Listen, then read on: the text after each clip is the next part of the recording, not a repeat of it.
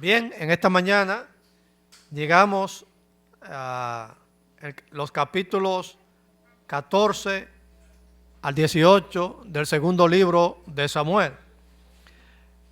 En la exposición anterior la titulamos Decadencia en la familia real, parte 1. Y vimos la violación de Tamar por su propio hermano Amnón.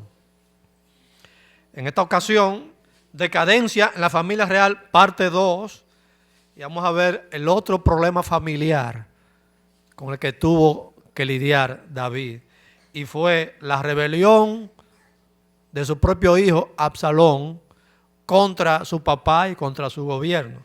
Así que hemos titulado esta mañana esta exposición Rebelión y saña contra un padre, o cuando un hijo se rebela contra su padre. Sí, ahí le doy los dos títulos que he pensado.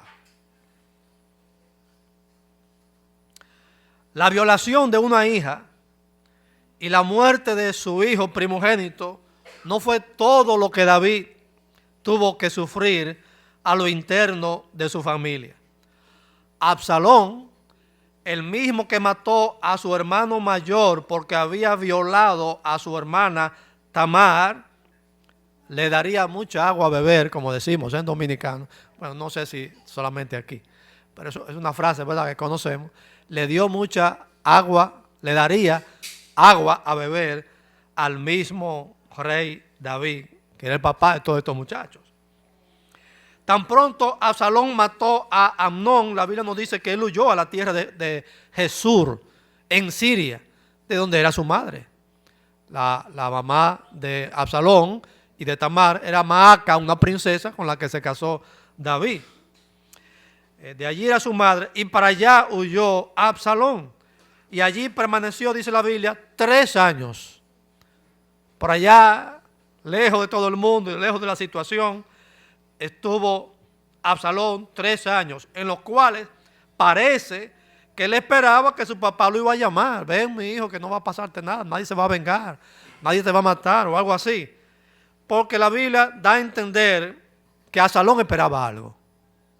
Él esperaba como que su papá lo iba a llamar, lo iba a proteger y lo iba a ayudar en medio de esa situación. Pero David no hizo absolutamente nada.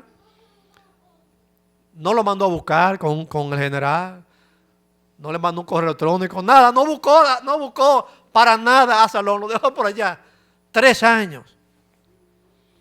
Y Absalón esperaba algo. Eso de que David no hizo nada para conversar con Absalón en medio de esta crisis muestra una de dos cosas. Número 1, que no lo había perdonado, podría ser. No lo había perdonado por haber asesinado a su hermano mayor. O número 2, la otra posibilidad, que yo creo que era la más correcta, era que él quería protegerlo de un potencial vengador. Porque la ley de Moisés establecía que si alguien mataba a otro, a alguien de la familia, tenía el derecho de vengarse, vengar la muerte. El capítulo 14 de 2 Samuel registra la ingeniosa trama de Joab, el general aguerrido de David, para lograr que el rey hiciera volver a Absalón. Ahora yo me pregunto, ¿qué interés tenía Joab de que Absalón volviera a Jerusalén? ¿Será que él quería matarlo? Porque de hecho más adelante lo mató. Y yo me pregunto, ¿habría un interés en él ya de matar a ese muchacho? Porque él fue el que intercedió, él fue el que hizo las diligencias para que el rey David, que no estaba en eso, de mandar a buscar a Absalón, lo mandase a buscar. Pero parece que Joab se dio cuenta que David funcionaba muy bien cuando le mandaban a alguien con una historia y esas cosas, porque eso fue lo que hizo el profeta Natán. Y eso hizo también ahora Joab, y lo haría en otra ocasión. El capítulo 14 nos dice que el general Joab habló con una mujer de Tecoa y le dijo, mira, yo creo que tú vayas donde el rey David, tú te vas a hacer pasar que eres una mujer viuda, y tú vas donde el rey David, que tú tienes un problema, y él te va a recibir, porque tú sabes. Él es muy bondadoso, le gusta ayudar a la gente. Y cuando él te reciba, tú le vas a decir esto y aquello. Y exactamente eso fue lo que sucedió. Esta mujer vino y le dice, le cuenta la historia tal como Joab había preparado el libreto, vamos a llamar así, el libreto. Antes de esto debemos decir que Joab era sobrino de David. David tenía una hermana llamada Sarvia y tuvo 3 hijos, y esos 3 hijos estaban en el ejército. Los 3 estaban en el ejército: Joab, Abisai y el otro no me acuerdo. Estaban los 3 en el ejército de David. Pero Joab era un hombre aguerrido, bien fuerte, que hasta el mismo David le tenía miedo. Siendo su sobrino, Joab no tenía ningún miramiento para volar la cabeza a cualquiera. Era un hombre aguerrido. Y el mismo David le tuvo miedo. Cuando David le entregó el reino a Salomón, siendo un muchachito de 12, 13, 15 años, le dijo: mira, ten cuidado con Joab. Yo he pasado mucho con eso. Y Salomón tuvo que llevárselo, o sea, tuvo que matarlo, porque David le dijo: si tú quieres gobernar tranquilo, resuelve con Joab, porque yo no pude resolver con él. Son cosas de política, que se manejan así, lamentablemente. Bueno, pero hay que decir algo bueno y positivo de Joab. Joab fue un hombre fiel a David. Y aunque actuó muchas veces de una manera aparentemente impulsiva, y a veces matando gente que David no autorizó nunca, lo hacía para proteger al mismo David de decisiones y posiciones que David tomaba que no eran como lo mejor en el momento. Y tal vez esa decisión de Joab de hacer que David mandara a buscar a su hijo Absalón tenía algún tipo de intención. Que David se cerrara a traer a Absalón para protegerlo, lo proyectaba como un rey injusto, porque no castigaba, vamos a decir, para usar un lenguaje moderno, la corrupción y lo malo en su propia familia.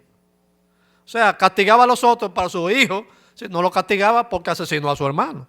Entonces eso no lo proyectaba David como un rey justo. Entonces Joab entonces dice: no puede ser, hay que traer a ese muchacho. Hay que hacer que el rey lo mande a buscar, porque está para allá en Siria, lejos de Israel, lejos de Jerusalén, lejos de donde puede ser tocado. Hay que traerlo, hay que tocarlo ese muchacho. Y Joab entonces hace esa trama para convencer al rey de traer a Absalón. Como ya dije, la trama es que busca una mujer y le dice todo lo que le va a decir al rey David. La trama es la siguiente: la mujer dice que era una viuda, o sea que su marido había muerto y había tenido 2 hijos.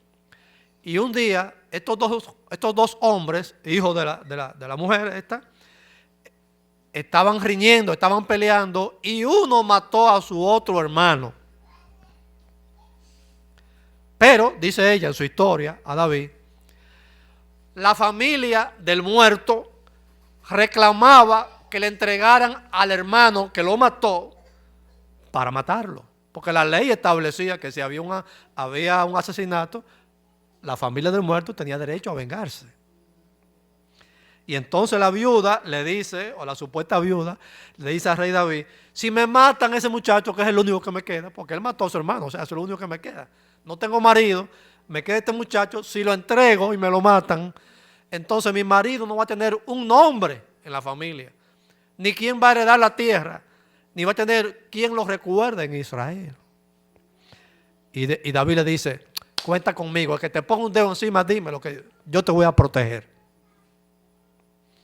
Incluso en el versículo 8 dice: al que hable contra ti, tráemelo y no te tocará más.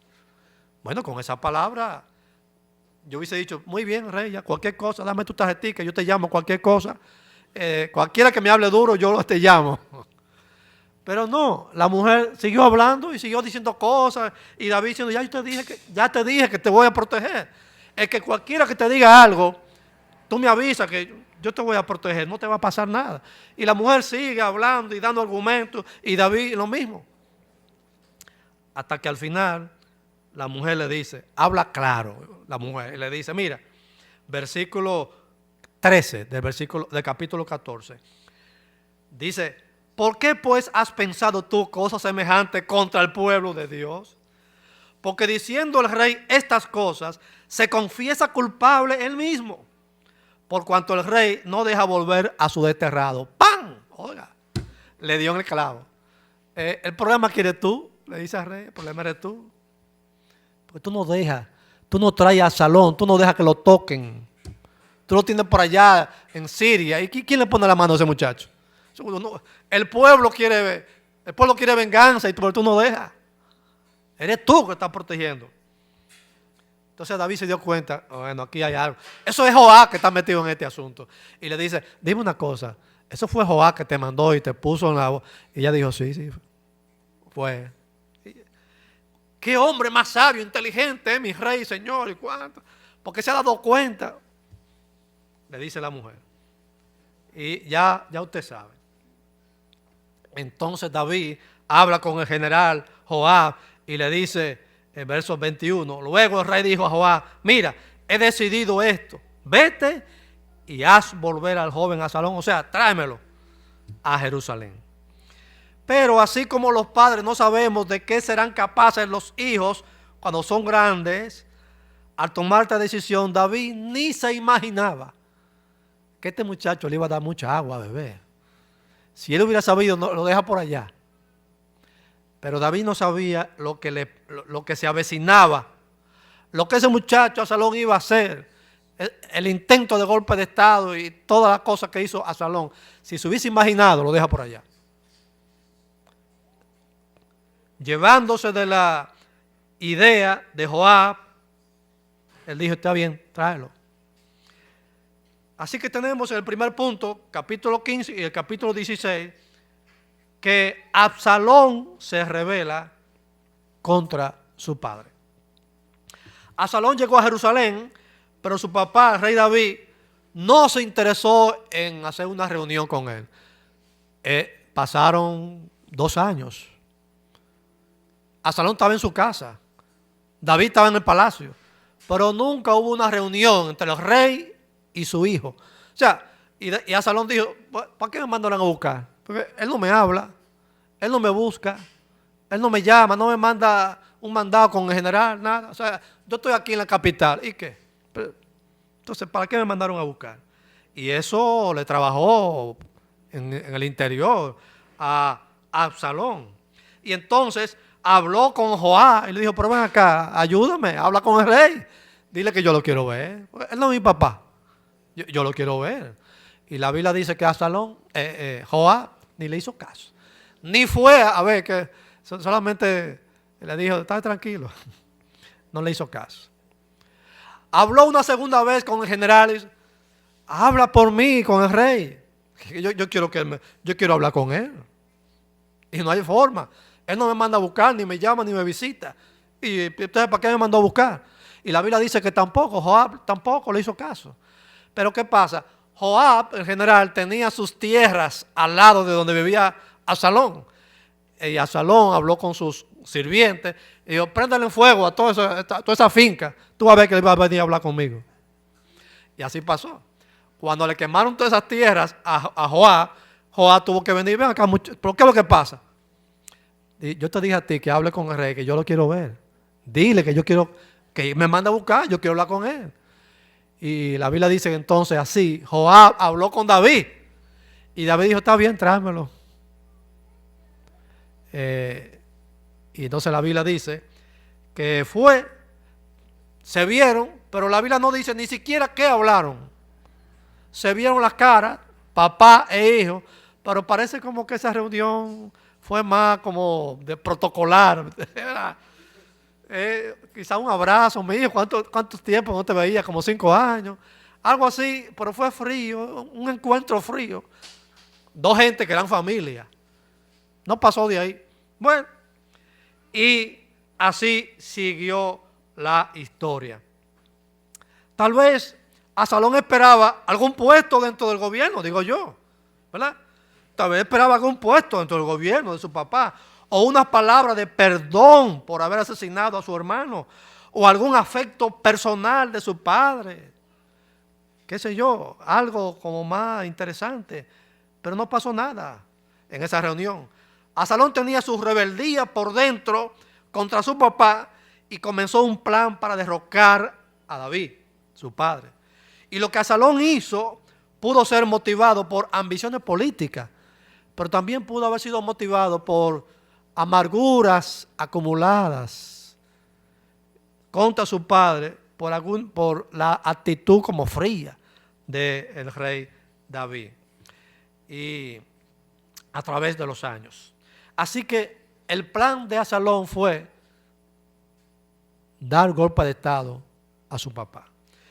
En eso, Absalón hizo lo siguiente: bueno, para yo llegar al palacio tengo que ganarme la gente. Y el capítulo 15 nos dice exactamente eso. Él se trazó una estrategia para ganarse a la gente. En el capítulo 15 nos dice que Absalón lo que hacía es que todos los días, por 4 años, se iba con 50 hombres que él reunió, con caballos, con carretas, con todas esas cosas, carrocería, y utilizó ese grupito de gente para venderse políticamente a la gente. Se vendía como el bueno, como el que va a suceder a su papá. Y la Biblia dice que entonces él se paraba en el camino porque la gente venía de los campos, de los pueblos, cuando tenían algún problema, algo que presentarle al rey David. Tú sabes que no tenemos acueducto, estoy contextualizando, ¿verdad? Tú sabes que en Guayubín no tenemos acueducto y que hay problemas aquí o allá. Cosas, ¿verdad? Necesidades de los pueblos. Y la Biblia dice que Absalón se ubicaba estratégicamente en un punto del camino. Cuando venía la gente decía, ¿para qué que tú vas al palacio? No, porque nosotros, la comunidad de Guayubín, tú sabes, necesitamos que el rey nos resuelva este problema. No hay acueducto, no hay esto, no hay lo otro. Y entonces Absalón decía, es que no hay quien nos oiga al pueblo en el palacio. Yo soy el hombre, a mí que tienen que apoyarme. ¿Quién me pusiera a mí como diputado? O me pusiera como juez, o esto, lo otro. Yo sí haría la cosa que el pueblo necesita. Y comenzó a venderse políticamente. Y la Biblia dice que por 4 años hizo eso. Capítulo 15, verso 3 y verso 4. Le decía, mira, tus palabras son buenas y justas, pero no tienes quien te oiga de parte del rey. ¿Quién me pusiera por juez en el país para que vinieran ante mí todos los que tienen pleitos o negocios y yo les haría justicia? Y así, dice la Biblia, les robaba Absalón el corazón a los de Israel. Usted se da cuenta como que la política en todos los tiempos como que es lo mismo, ¿verdad? Se vendía como el político el que va a resolver. Por 4 años Absalón hizo eso y le dio resultado, porque consiguió gente. Con sus acciones Absalón estaba reclamando su derecho a heredar el reino de David, su padre. Y David ya ha estado entrado en años, pero aún no hablaba de quién sería su sucesor. Esa es otra cosa, que David ya estaba viejo y David nunca hablaba quién va a ser que me va a suceder. O sea, tuvo hijos con varias mujeres, pero nunca dijo, cuando yo me muera, el que va es fulano. O sea, entonces estos muchachos, Absalón, después hubo otro también que aspiró y también intentó un golpe de estado. Y cuando David dijo que era Salomón, ¿verdad? Adonías. Y Salomón tuvo que mandarlo a matar también, porque este muchacho se volvió un problema. Y ya David había nombrado a Salomón. Pero el otro se sentía con más derecho, pues acuérdense que Salomón fue el último que nació y fue de Betsabé. Pero con las esposas de David anteriores, esos hijos ninguno, parece que ninguno daban la talla. Y David entonces eligió, ahora fue Dios que le dijo, es Salomón que va. Y entonces él elige a Salomón, el más chiquito, el último tiro de David, ese es el que va. Y entonces eso molestó en la familia a los otros que esperaban su turno. La otra cosa que hizo Absalón fue que se proclamó rey. Él se proclamó rey. Capítulo 15, del 7 al 12, dice que de Jerusalén él descendió a Hebrón, a 30 kilómetros al sureste de Jerusalén. ¿Qué pasa?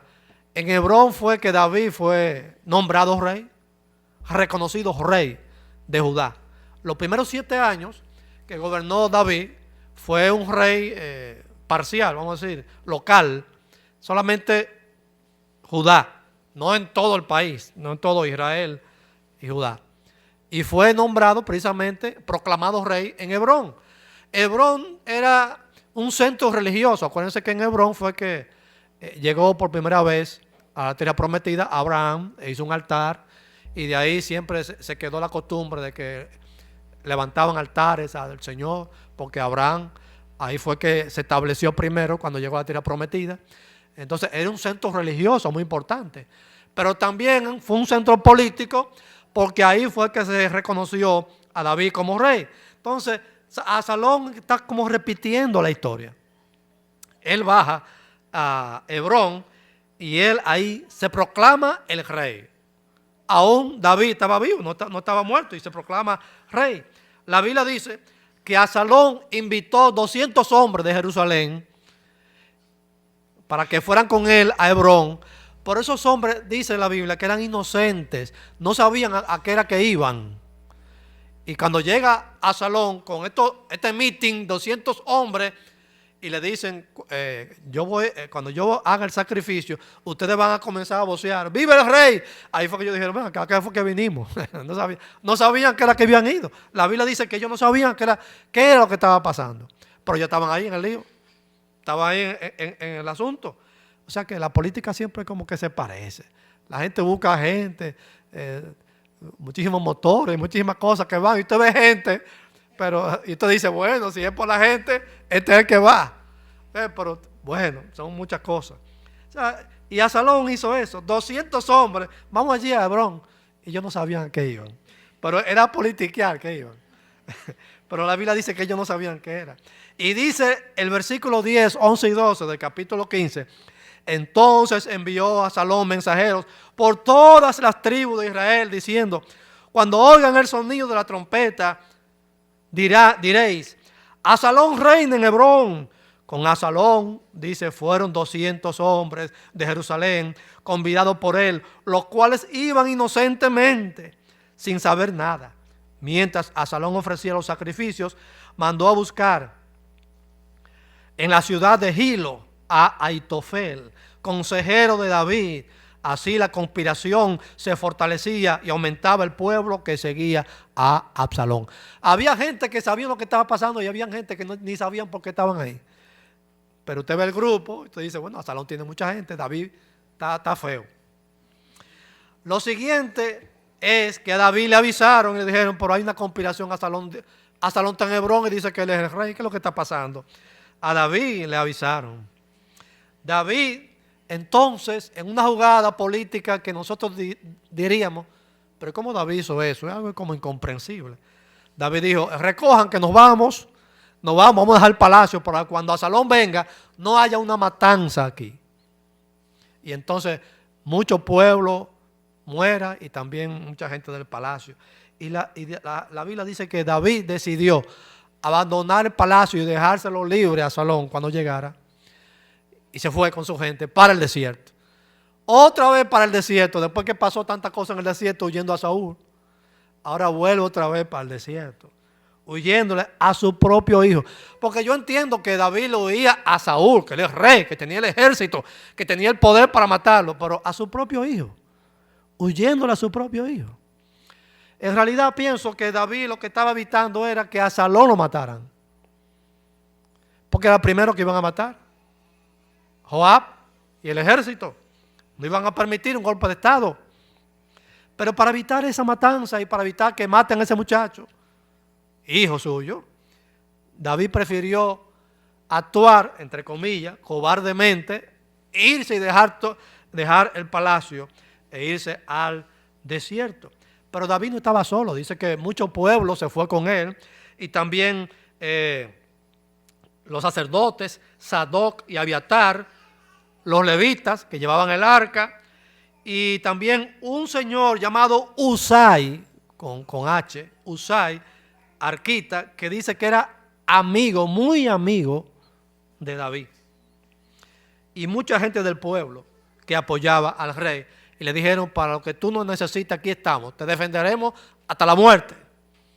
Pero David dijo: no, vámonos, vamos a ver qué va a pasar. En este episodio aparentemente, ¿verdad?, oscuro de David, la gloria de su reinado como que se opacó, se empañó. Y en este cuadro vemos a un David otra vez humillado, cargando a cuestas las terribles consecuencias de sus pecados, porque todo esto que está pasando es consecuencia de sus pecados. El profeta Natán le dijo que por su pecado con Betsabé no se iba a apartar la espada de su casa. Iba a haber dificultades en su familia. Y esto es parte también de ese juicio que Dios le mandó. Ahora, en este cuadro vemos a un David humillado, llevando a cuestas las consecuencias de su pecado. Pero yo quiero que usted se fije en el capítulo 15, versículo 30. Oiga lo que dice aquí. Y David subió a la cuesta de los olivos, o sea, el monte de los olivos, ese mismo monte de los olivos de los evangelios, donde andaba Jesús más adelante. Y la subió, ¿cómo? Llorando, llevando la cabeza cubierta y los pies descalzos. También todo el pueblo que tenía consigo cubrió cada uno su cabeza e iban llorando mientras subían. Aquí había un meeting, pero no de política, era un meeting de llorones. El rey primero y todo lo demás llorando, subiendo el monte de los olivos. El rey está en desgracia. Su hijo le está dando un golpe de estado y él, por evitar una matanza, mejor se va con su gente al desierto, subiendo el monte de los olivos. Pero yo quiero que usted note el versículo 32. 15:32 dice: cuando llegó a la cumbre del monte para adorar allí a Dios. Parece ahí. ¿Cómo? David viene llorando con una procesión de gente y sube al monte de los olivos para adorar a Dios. Oye, me están dando un golpe de estado, mi hijo, y yo subo al monte de los olivos para adorar a Dios. Pero ¿a quién se le ocurre adorar a Dios en medio de lo que está pasando? A David. A David se le ocurre eso. David subió al monte de los olivos, aquel mismo monte donde Jesús también fue muchas veces para orar y estar a solas con su Padre, y después cargó la cruz para adorar a Dios. Está en desgracia y va para adorar a Dios. Y uno se pregunta, adorar a Dios en medio de una crisis en la que su propio hijo se está sublevando contra su autoridad y dándole un golpe de estado. Adorando a Dios en medio de una conspiración en la que su propia vida está en peligro. No hay mejor momento que adorar a Dios cuando las cosas están malas. Porque si las cosas están malas, ¿qué uno va a hacer? Ir a buscar a Dios. Y yo creo que fue ahí el momento cuando escribió David el Salmo 3, que lo leímos en el culto. Porque el Salmo 3 en el título dice que David escribió ese salmo cuando huía de Salomón. De Absalón. Cuando huía de Absalón, su hijo, escribió ese salmo. Wow. Usted lee ese salmo sabiendo que lo está escribiendo un perseguido por su propio hijo que le da un golpe de estado. Y usted dice, wow, ahora sí entiendo este salmo. En la vida cristiana también habrá muchas veces que nos veremos obligados a subir a la cuesta del monte de los olivos, figuradamente, ¿verdad? Llorando, como David lo subió, llorando. Y descalzo, el rey, descalzo con la cabeza cubierta, es decir, en señal de luto y de gracia. Pero muchas veces también nosotros vamos a subir el monte de los olivos así, porque hay muchos momentos de crisis en la vida cristiana, que hay problemas, que hay muchas cosas. Cada vez que lo haga, hermano, haz lo que hizo David. Adora a Dios y reconoce que la salvación viene de Él. Yo no sé si le ha pasado a ustedes, pero a mí me pasó cuando era joven. Y las 13 hijas mías estaban pequeñas. Llegaba uno de la iglesia y, y la mujer se iba a poner a cocinar. Y dice, pero no hay gas, se acabó. Y yo, ¿cómo? A esta hora, que uno llega con hambre de la iglesia. Sí, no hay gas. Bueno, vamos a ir a buscar entonces, a resolver. Y después que se resuelve una cosa, que la niña está tosiendo, que tiene... Pero ven acá, pero es que todo junto que viene. Todas las pruebas juntas y todas las cosas. Muchos años después de David, hubo uno que subió la cuesta del monte de los olivos. Ya usted sabe que fue el Señor. Y subió allí y llevó la cruz. Estaba humillado hasta lo sumo, como dice Pablo en Gálatas. Y allí el Hijo de Dios cargó nuestros pecados para que pudiésemos ser perdonados y salvados confiando en su nombre. Así que veamos aquí esta figura en medio de esta situación. Segundo punto, el consejo que Dios entorpeció. Capítulo 17, el consejo que Dios entorpeció. Hay dos protagonistas en este capítulo. El primero es Usai, con una H bien grande al principio, ¿verdad? Usai, que dice el capítulo 16, verso 16, que era amigo, muy amigo de David. Y cuando David salió huyendo del palacio para dejarle todo tranquilo a Absalón, para evitar una matanza, la Biblia dice que Usai, su amigo, se fue con David y le dijo, yo estoy aquí, cualquier cosa que tú me necesites, cuenta conmigo, yo soy amigo incondicional. Y el rey David le dijo, mira, yo necesito que tú te quedes allá. Allá tú me eres más útil que aquí. Porque cuando llegue a Absalón con Aitofel, porque ya le habían avisado que Aitofel se fue con Absalón, cuando llegue Aitofel, yo necesito a alguien que me cuente, que me haga saber qué es lo que está pasando en el palacio. Y que le haga la contra a los consejos que Aitofel va a dar. Hay algo que no contaba Absalón. El zorro de 40 años de experiencia gobernando, tú no puedes contra eso. Absalón muchacho y David con 40 años gobernando, tú no puedes pretender que tú le vas a ganar al viejo. El viejo tiene experiencia, tiene sabiduría, tiene 40 años de experiencia en el palacio. David se conocía ya hasta los pasillos secretos del palacio. Todo lo conocía David. Y la política de Israel, el pueblo, todo. Él era un hombre inteligente. Y David usó sus hilos. No, quédate allá. Y cuando tú estés allá, te pones al servicio de Absalón y todo. Pero ya tú sabes, con Sadoc y Abiatar, los sacerdotes, tú me mandas a decir todo lo que está pasando. Y así exactamente fue que ocurrió. Por otro lado, otro personaje aquí es Aitofel. ¿Se acuerdan de Aitofel? Aitofel era nada más y nada menos que el abuelo de Betsabé, la mujer que David le quitó a su marido Urías y lo mandó a matar para quedarse con la mujer. Se cree que Aitofel le tenía esa espinita ahí guardada ahí a David, por lo que David le hizo a su nieta, ¿verdad? David le cogió con Betsabé, quería acostarse con ella y hasta mandó a matar al marido y se quedó con ella. Pero David se equivocó ahí a la franca con esa actuación y Dios lo castigó. Pero Aitofel parece que se quedó con esa. Y cuando vino a Absalón, Aitofel se cambia de bando y se queda con Absalón.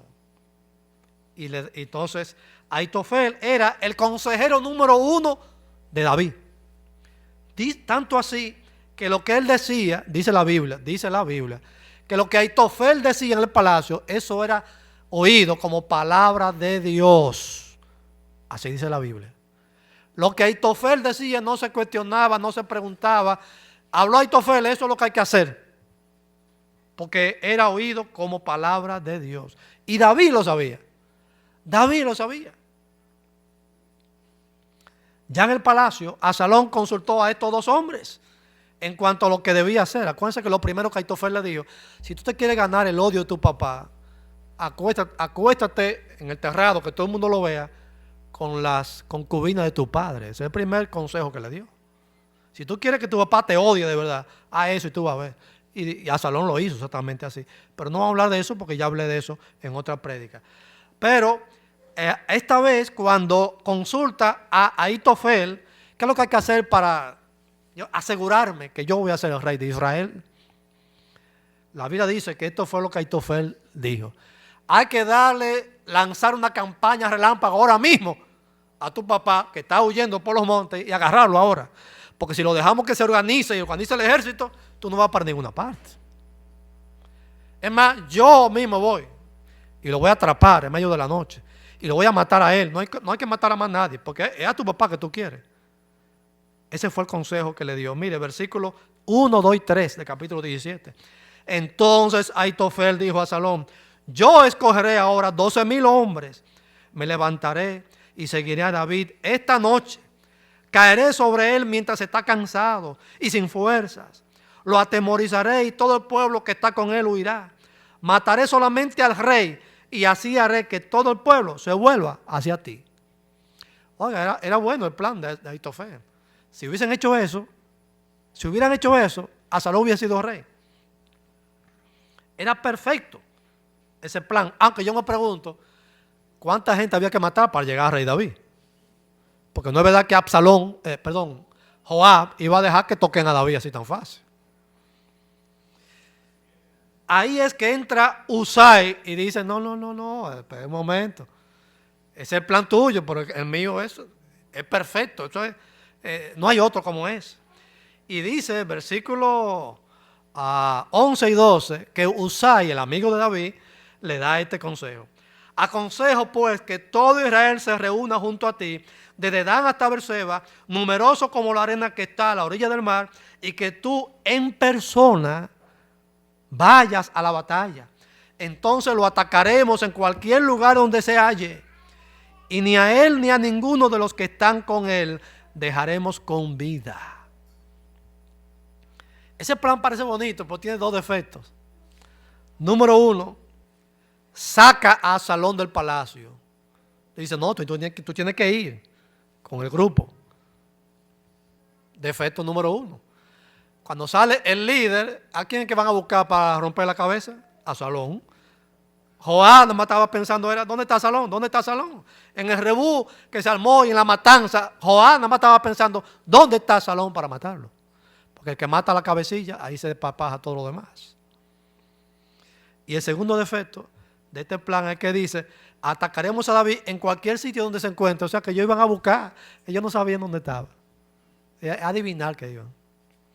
Como se puede ver, ese plan era malo, porque exponía la vida de Absalón y iban a adivinar en el camino. Pero Dios hizo que el plan de Usai era el que siguieran, y el de Aitofel lo rechazaran. Pero el de Aitofel era excelente. Y dice el versículo 14 del capítulo 17: porque Jehová había ordenado que el acertado consejo de Aitofel se frustrara, para que Jehová hiciese venir el mal sobre Absalón. Mire, cuando Dios no ha ordenado el mal contra uno de los suyos, el mal no puede tocarlo, ni que esté de ahí. No lo puede tocar.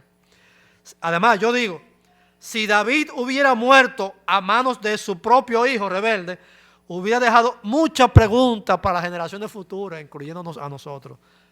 Y vamos a estar pensando y a predicando hoy: ¿qué pasó ahí? ¿Cómo? ¿Por qué Dios dejó eso?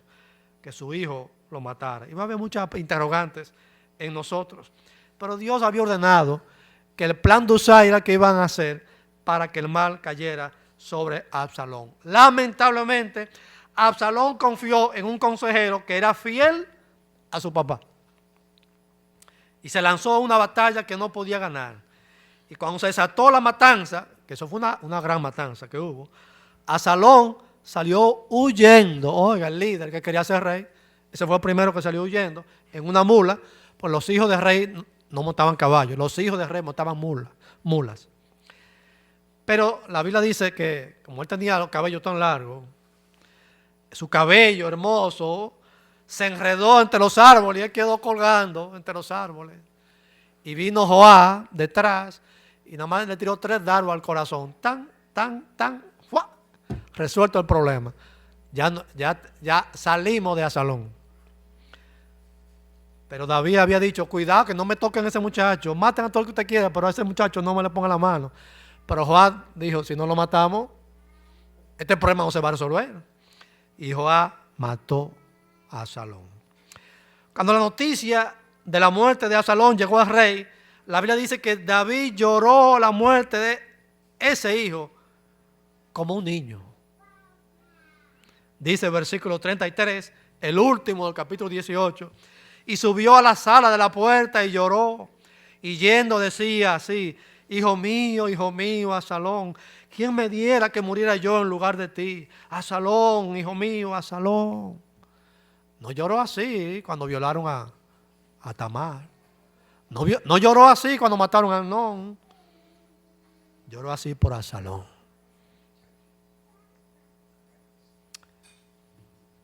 Conclusión.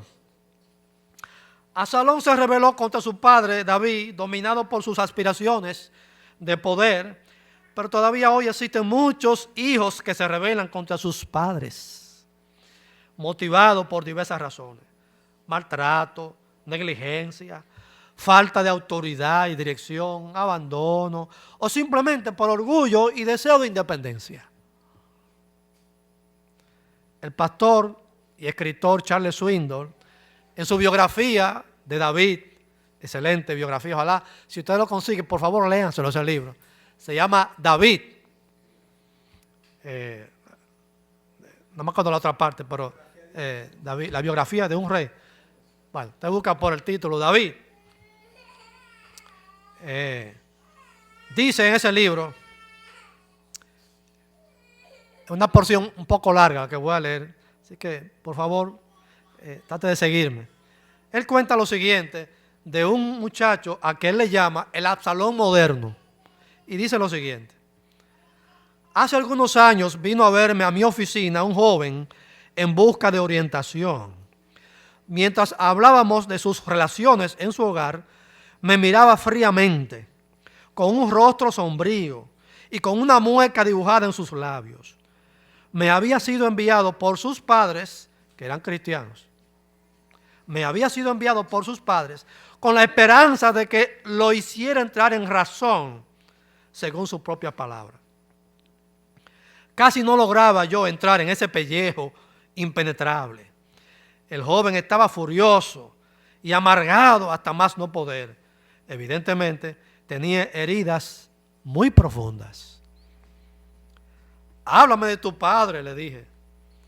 Lanzó una maldición y luego se aclaró la garganta y me miró hacia la ventana y dijo: mi padre, mi único gran deseo en la vida es matarlo. Su voz se desvaneció mientras agregó: lo intenté ya 2 veces y fallé, pero la próxima vez no voy a fallar. Hirviendo de agitación, comenzó a contarme una y otra vez todas las ocasiones en que su padre lo había ridiculizado, avergonzado y hasta golpeado. Ahora tenía más estatura que su papá y era solo cuestión de tiempo el que llevara a cabo su venganza. Al escuchar a este Absalón moderno, dice Charles Swindoll, dar rienda suelta a su cólera, un frío me recorrió la espalda. Cuanto más hablábamos, más claro me resultaba que este joven, que frisaba los 20 años de edad, era el producto de una trágica serie de circunstancias en un hogar que la mayoría habría considerado cristiano. Pero en lo más profundo de esas relaciones privadas de familia estaban todas las marcas de los hábitos pecaminosos: desidia paternal, conducta abusiva, conflictos no resueltos, falta de honestidad, falta de perdón, incomprensión y sobre todo falta de verdadero amor.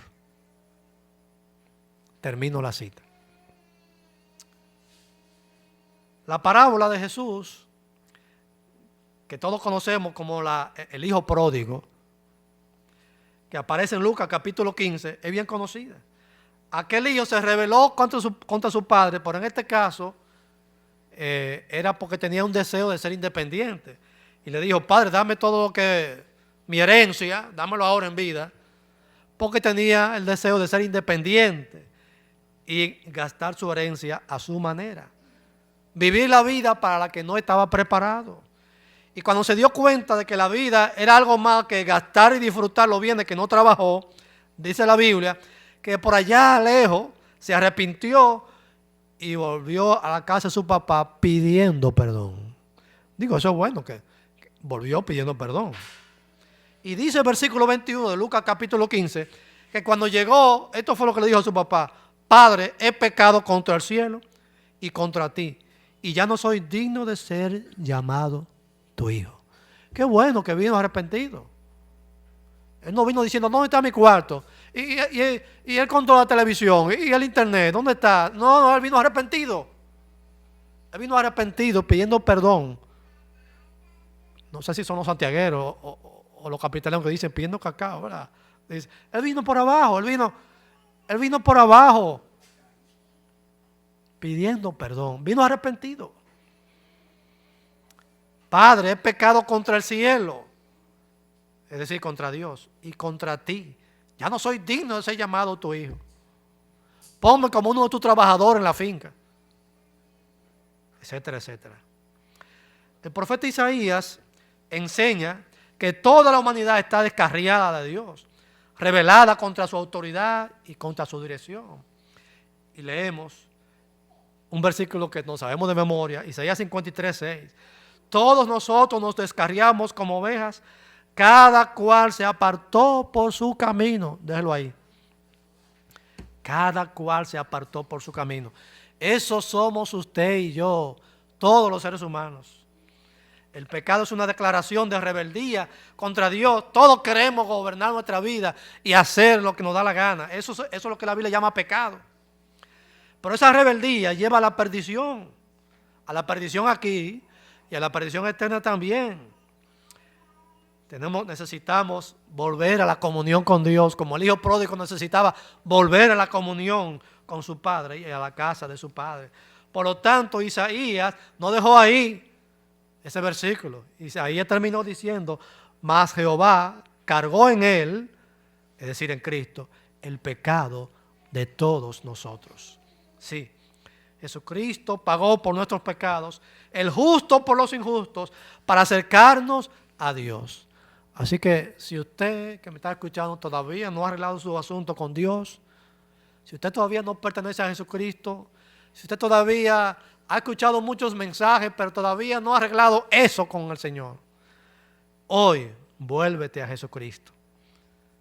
Humíllate como el hijo pródigo de la parábola de Jesús y ven a la comunión con el Padre Celestial a través de Jesucristo y el perdón que el Señor te ofrece. Que nos ayude el Señor a no ser hijos que se rebelan contra papá, en este caso el Padre Celestial, sino hijos que estamos dispuestos a reconciliarnos con el Padre Celestial. Y si por si acaso usted tiene un asunto pendiente con su papá, arregle eso. Reconcíliese con su padre. No es bueno que haya fricción entre padre e hijo. Así que si usted tiene una espinita guardada ahí a su papá porque me dio mucha pena cuando yo era muchacho, déjese de eso, arregle ese problema con su papá, pídale perdón, ámelo, quiéralo, ese es su papá, sea lo que sea, ese es su papá, que Dios se lo dio y a través de él fue que lo trajo al mundo. Si tiene algo pendiente con su padre, arréglalo. Pero sobre todo arregle su relación con el Padre Celestial. Porque esa relación es la que nos lleva a la paz con Dios. Oremos. Padre, te damos gracias porque tu palabra siempre tiene enseñanza para nosotros. Todas esas historias en el Antiguo Testamento que nos parecen que son tan viejas que no tienen nada que ver con el tiempo moderno, sí tienen enseñanzas para nosotros.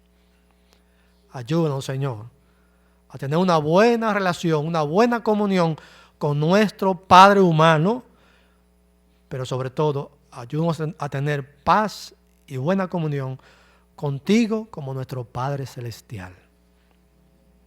Que en esta mañana haya reconciliación entre familias, si hay algo pendiente, pero que haya reconciliación con el Padre Celestial sobre todo. En el nombre de Cristo. Amén.